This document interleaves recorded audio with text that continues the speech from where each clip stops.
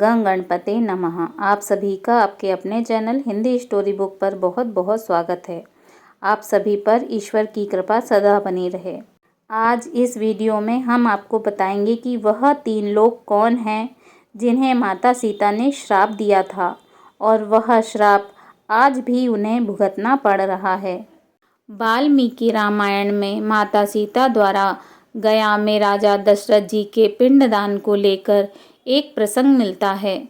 गया में ऐसे लोग थे जिन्होंने झूठ बोला, जिसके कारण माता सीता ने उन्हें श्राप दिया और उस श्राप को आज तक वे भुगत रहे हैं।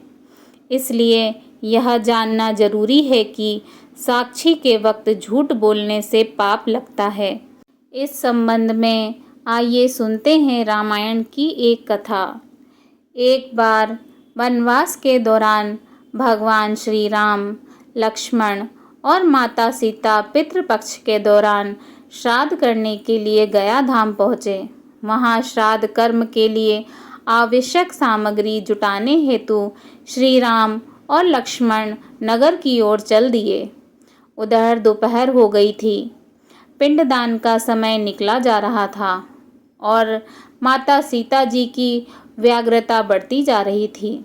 तभी राजा दशरथ की आत्मा ने माता सीता के समक्ष पिंडदान की मांग कर दी। गया जी के आगे फल्गु नदी पर अकेली सीता जी असमंजस में पड़ गईं। उन्होंने फल्गु नदी के साथ वट वृक्ष, केतकी के फूल और गाय को साक्षी मानकर बालू का पिंड बनाकर स्वर्गीय राजा दशरथ के निमित्त पिंडदान दे दिया।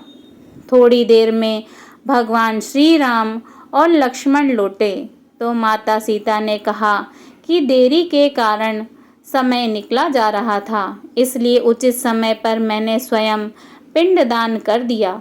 यह सुनकर भगवान श्री राम ने कहा कि बिना सामग्री के पिंडदान कैसे हो सकता है, इसका प्रमाण दो।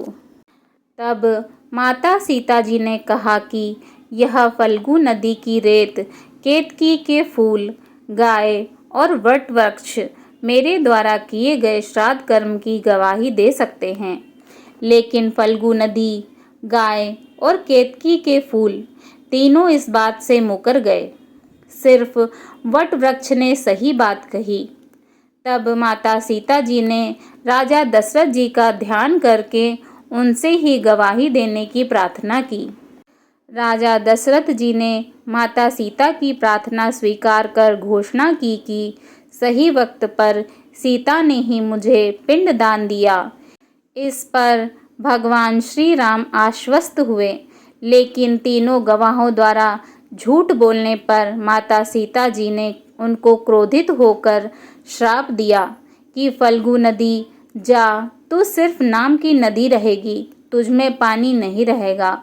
इस कारण फल्गु नदी आज भी गया में सूखी रहती है। गाय को श्राप दिया कि तू पूज्य होकर भी लोगों का जूठा खाएगी और केतकी के फूलों को श्राप दिया कि तुझे पूजा में कभी नहीं चढ़ाया जाएगा, तुम्हारा प्रयोग पूजा में कभी नहीं होगा। वट वृक्ष को माता सीता जी का आशीर्वाद मिला कि उसे लंबी आयु प्राप्त होगी और वह दूसरों को छाया प्रदान करेगा तथा पतिव्रता स्त्री तेरा स्मरण करके अपने पति की दीर्घ आयु की कामना करेगी। यही कारण है कि गाय को आज भी जूठा खाना पड़ता है, केतकी के फूल को पूजा पाठ में वर्जित रखा गया है और फल्गु नदी के तट पर सीता कुंड में पानी के अभाव में आज भी सिर्फ बालू या रेत से पिंडदान दिया जाता है।